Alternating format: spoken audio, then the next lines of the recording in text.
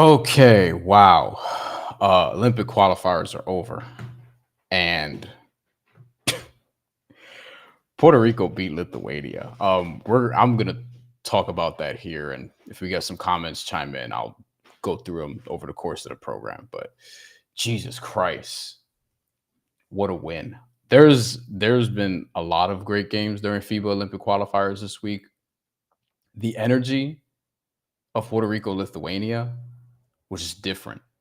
Was just different. We're gonna go through all of this. So FIBA Olympic qualifying is done. The field for the Olympics is now set. We know exactly who the 12 teams are that are going to be competing in the men's basketball portion of the Summer Olympic Games. We know, well, we've known for the women's side already, and we'll be covering that also as we get to the Olympics. They didn't have FIBA qualifying this late because we've already known who the 12 teams are going to be in the Olympics. We'll touch on that again in a little bit. But basically,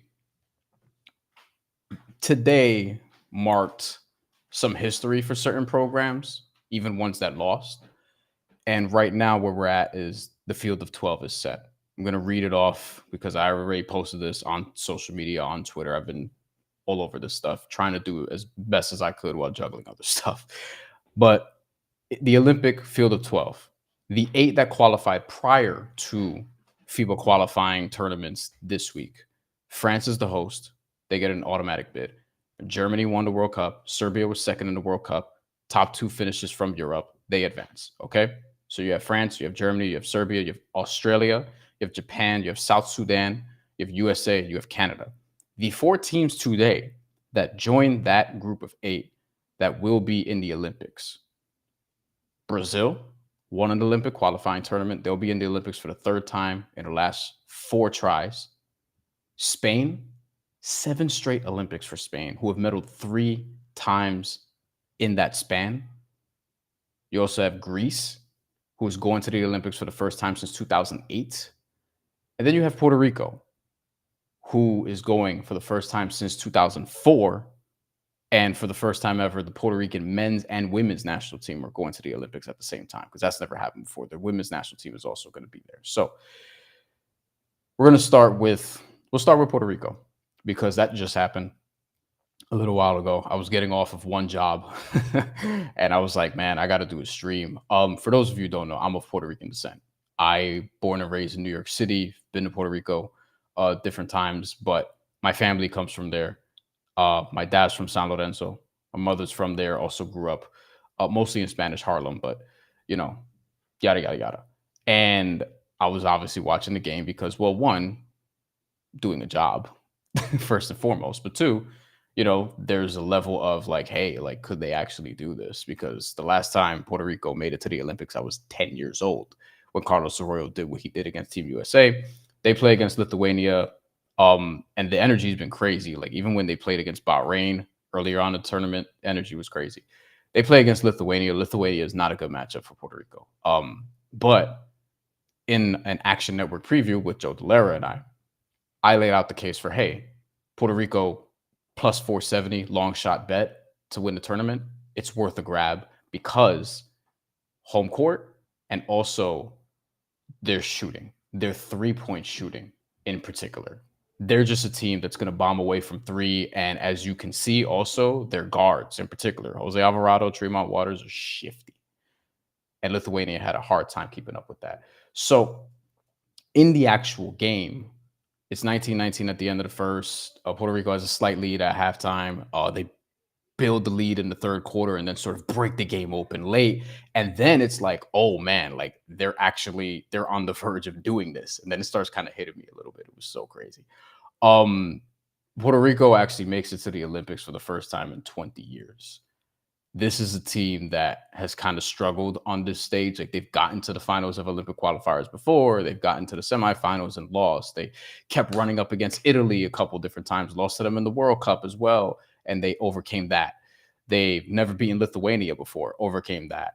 And now they're going to the Olympics. Jose Alvarado, Tremont Waters, George Condit IV. Puerto Rico finally has a legitimate center. They haven't had one of those in a while in the program. No disrespect to anybody in particular, but George Condit IV, if you've been following along with like basketball outside of the NBA, he's sort of developed into a real player, not just in the G League, but also in Puerto Rico's domestic league.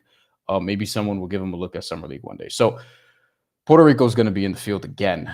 That's one of the 4 teams that advanced, and that was the biggest underdog who advanced. So I felt like it was worth highlighting them first because at plus 470, just a massive, massive, massive underdog.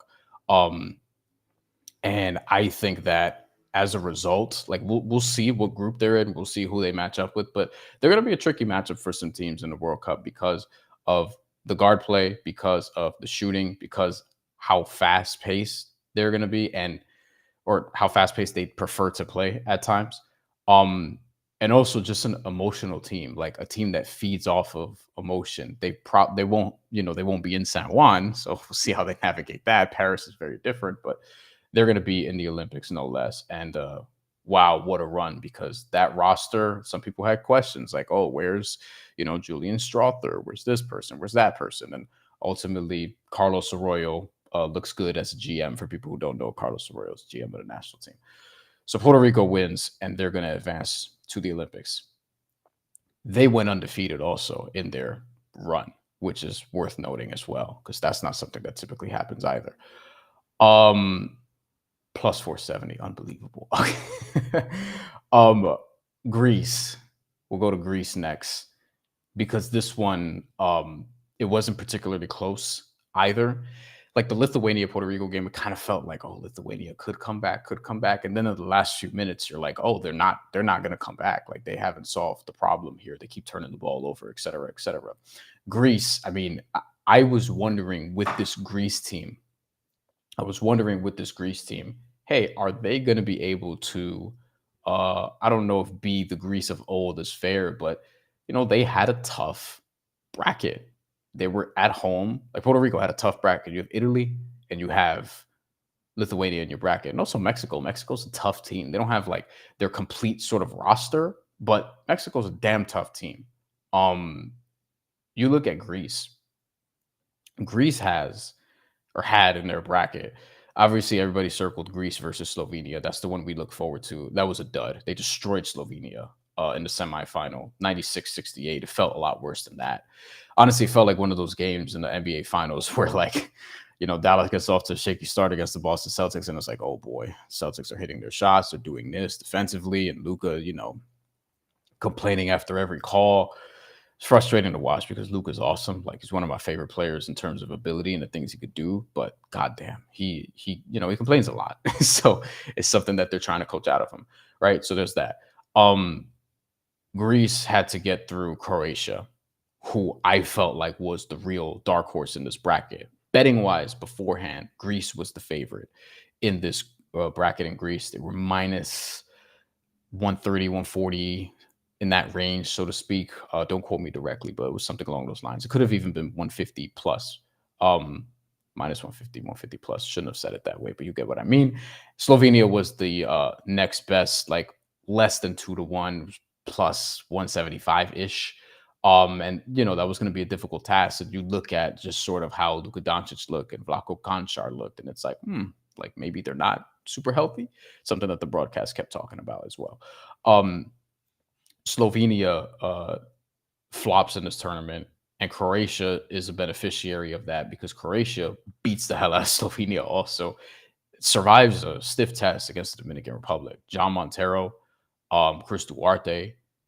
There's some dudes on a Dominican Republic team. If Karl Anthony Towns played, we might be having a slightly different conversation.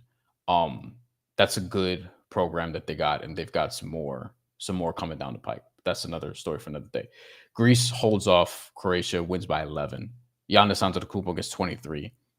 Giannis Antetokounmpo also, a video of him went viral. He was on the sidelines. Giannis is on the sidelines and is like emotional, whatever the case may be. And he's like tearing up. Giannis has never been to the Olympics before. Greece hasn't been since 2008. Giannis was not like he wasn't even drafted for another 5 years. He may have been 13, 14 years old at that point. So he's going to the Olympics for the first time. It hit him. You felt it, you saw it, it hit him. His kids are there. And he's like tearing up or whatever. And it's just really cool to see. Like I tell people, like just playing for your people, which some people would be like, hey, Giannis is actually, but let's roll with it here. Playing for your people, it's just different. It's just different than playing for a club.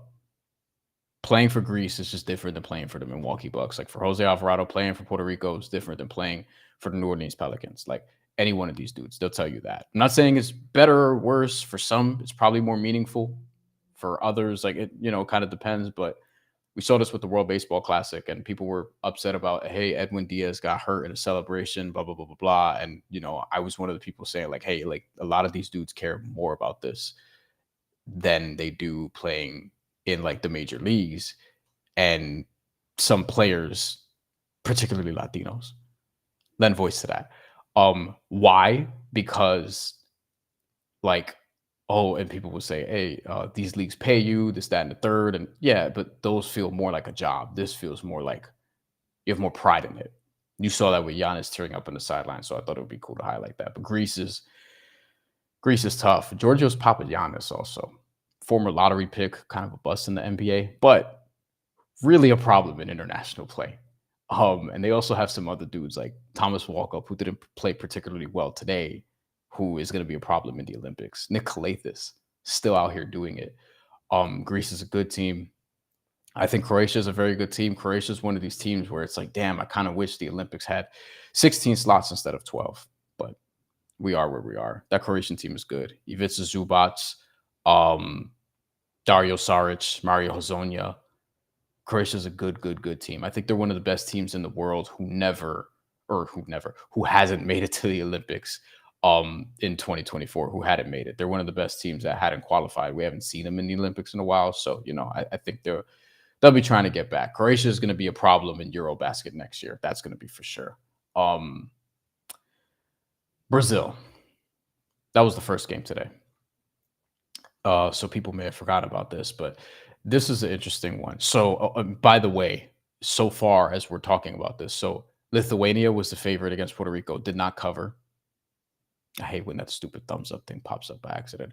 Lithuania was the favorite, did not cover. They were -6.5 point favorites. Greece was favored by, depending on where you look, 12.5, 13.5, did not cover. Croatia covered. So, favorites, 0-2 so far, as we're talking about this, right? Brazil is not the favorite against Latvia. I think it was 3.5, something along those lines.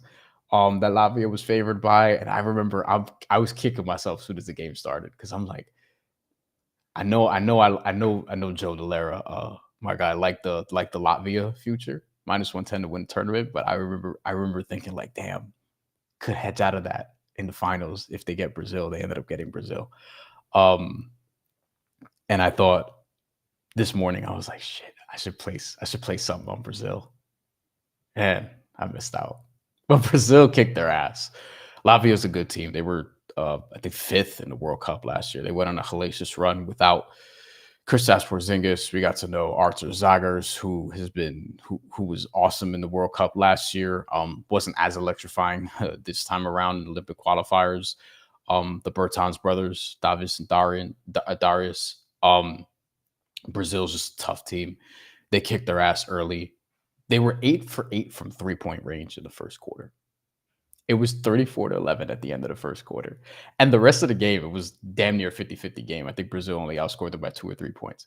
But that first quarter was everything. Like, that's how you take the crowd out of a game. I mean, well, analysis, you shoot 8 for 8 from 3. That's not necessarily what I'm saying, but you get off to that hot start, you keep your foot on the other team's neck. Latvia, they weren't out of it from the standpoint of like they stopped cheering, but it was a different tone. But I credit the Latvian fans. Like, that's a very good basketball culture because everybody in Latvia who was at the game, they were cheering the entire time. Like, even toward the end, 1 minute left, they're losing by 25 and they're still chanting for their team. And like, I love that. In America, we'll have people leaving probably at halftime of an ass whooping like that. Third quarter, they wouldn't be like over there supporting their team regardless. Like, we're a lot more fickle over here in the States in some ways. So Brazil gets that. Iago dos Santos gets hurt. We'll see what his status is leading up to the Olympics. Marcelino Huertas Brazil's just a fun team. And again, like kind of a mainstay-ish type of team because they've been to the Olympics now 3 times in the last 4 tries.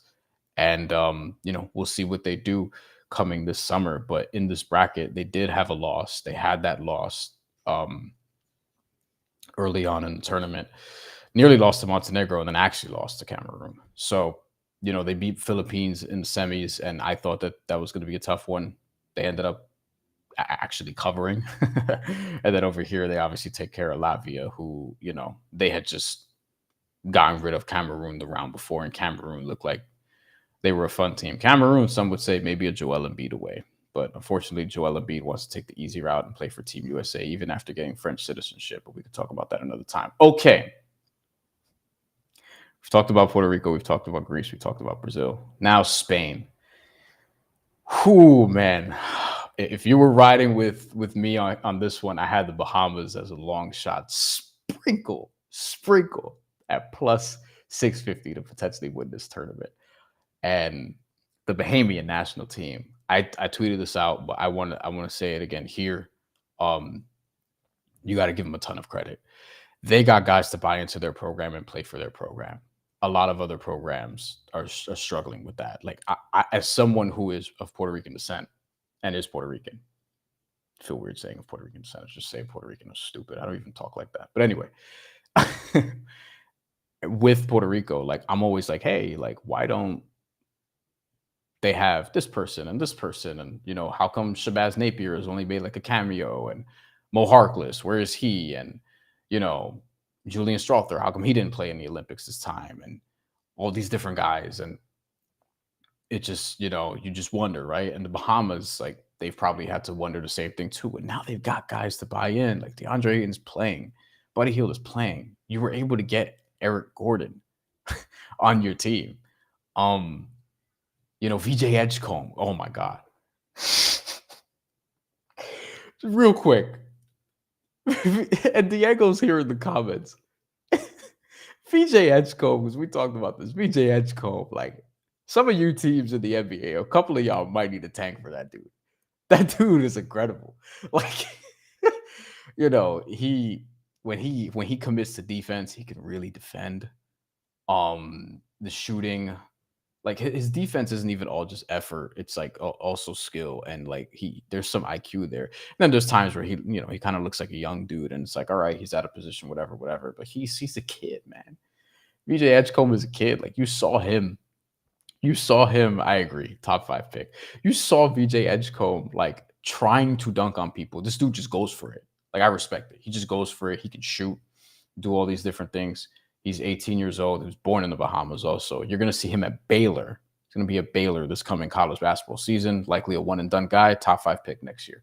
McDonald's All-American. And also, I'm a little more familiar with him probably than the average person, just because he played some of his basketball at Long Island Lutheran, a school that I'm familiar with, have even played in the past, but also just, I keep tabs on them, have covered some of their games in the past and things of that nature. So, listen, VJ Edgecombe is going to be really good. Okay, so this bracket, Spain. I thought the Bahamas was the biggest threat to them. And I had questions. I know Spain is ranked, I think, still number 2 in the world. But I had questions about, all right, which Spanish national team is going to show up? Because they won the World Cup in 2019.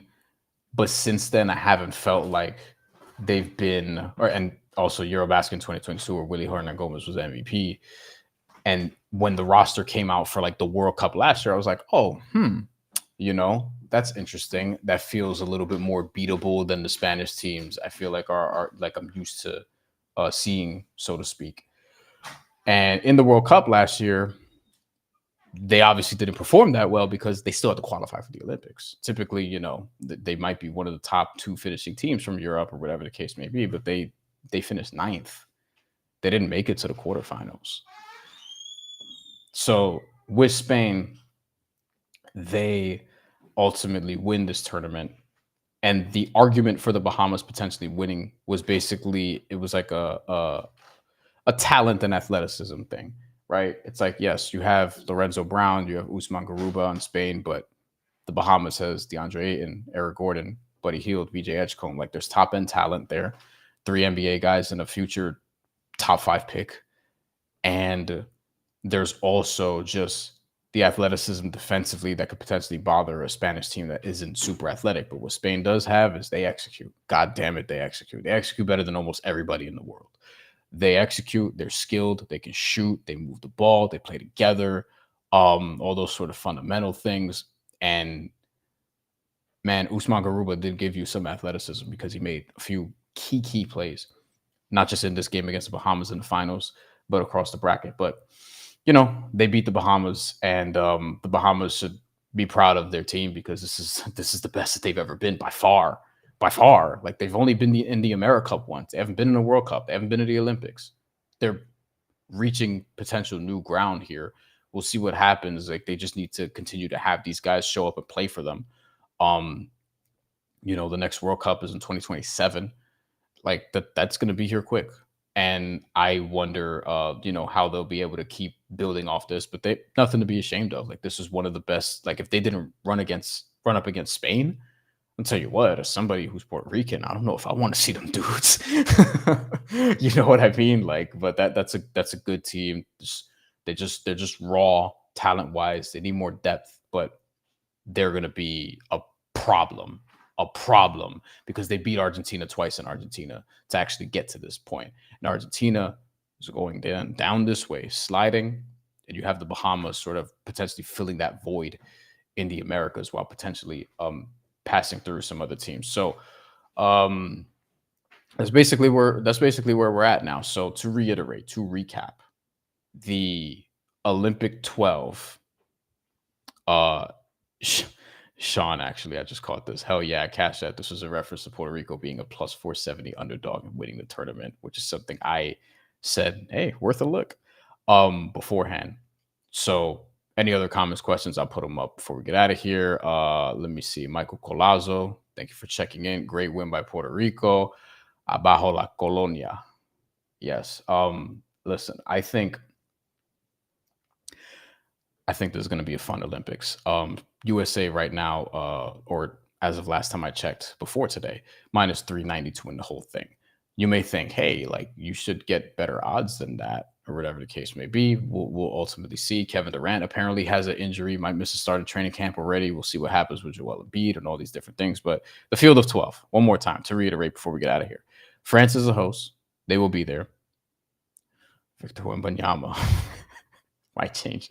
Listen, France was the biggest flop. Of the World Cup because I thought they could win the whole thing potentially, and right out the gate they just out of there, right? But they're lucky because they're the host and they didn't have to qualify. So France is the host. They're gonna have a good team, and I think they're gonna have home court advantage and redemption, all those different things from a bad World Cup performance. France, Germany, they won the World Cup. We'll see where they're at. Serbia, they almost won the World Cup. We'll see where they're at. Australia, consistently good, medaled finally last Olympics. Can they do that again? Japan, could they actually make some noise? South Sudan, same thing. South Sudan, first time in the Olympics. That team is better than you think it is. Watch them in the World Cup. They nearly beat Puerto Rico. They're good. They're legitimately pretty good. They're not the most skilled team. They're kind of like a baby version of the Bahamian national team that I was describing. They also have a future potential lottery pick on their team. South Sudan is good. They're no joke. Pay attention to them. Team USA, they're the runaway favorites. Team Canada, I think they're going to be the sexy underdog pick for a lot of people who want to fade Team USA. They're going to look at Canada because of their talent, their roster. We'll see. And then the teams that qualified today, Brazil, Spain, Greece, Puerto Rico. We'll see what happens in the Olympics. It's going to be a lot of fun. We'll be covering that. And also on the women's side, haven't talked a lot about that because they haven't had qualifying tournaments coming up. But their games are coming up. So it's going to be fun to get into both these tournaments. Going to be covering here. Going to be covering them at Action Network. New York Post Sports as well, as far as I'm told, but we'll see about that. Thank you for watching. Please do subscribe. youtube.com/Bryan Fonseca. And yeah, we'll be having more stuff coming on the channel very soon, all summer, experimentation, things of that nature. So thank y'all for being here and paying attention to the FIBA coverage. I'm doing what I can because this shit is not, it's not easy to get all this information and pass it along, so to speak.